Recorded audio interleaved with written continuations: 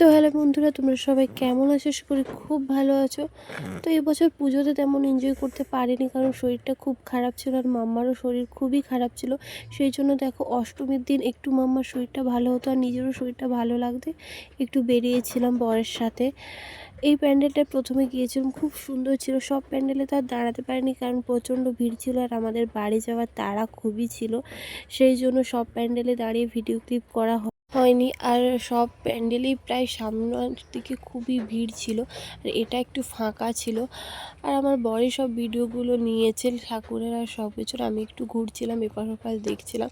তারপরে দেখো আরেকটা প্যান্ডেলের কাছে গিয়েছিলাম, এটা খুবই সুন্দর করেছিল।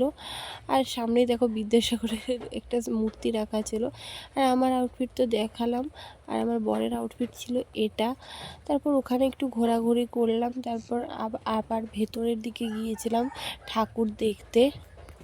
আর মাম্মাকে নিয়ে আসার খুবই ইচ্ছে ছিল, কিন্তু থাকলেও আর কিছু করার নেই। তারপর দেখো আমরা একটু চলে গিয়েছিলাম রেস্টুরেন্টে একটু পছন্দের খাবার খেতে। বর বলল যে চলো, বেরিয়েছি যখন তোমার পছন্দের খাবারগুলো খেয়েই তারপরে বাড়ি যাব। প্রায় প্রত্যেক বছরই আমরা যাই এখানে, আর আমাকে আমার বর পছন্দ মতো সব কিছু খাওয়ায়। আর নবমীর দিনেও ঘুরেছিলাম, সেখানেও বেশি ভিডিও ক্লিপ নেওয়া হয়নি, কিছু কিছু নিয়েছিলাম, সেগুলোই তোমাদের সাথে লাস্টে শেয়ার করে দেবো। নবমীর দিনের ভিডিওগুলো তোমাদের কেমন লাগলো আর অষ্টমীর দিনের ভিডিওগুলো কেমন লাগলো জানিও। টাটা।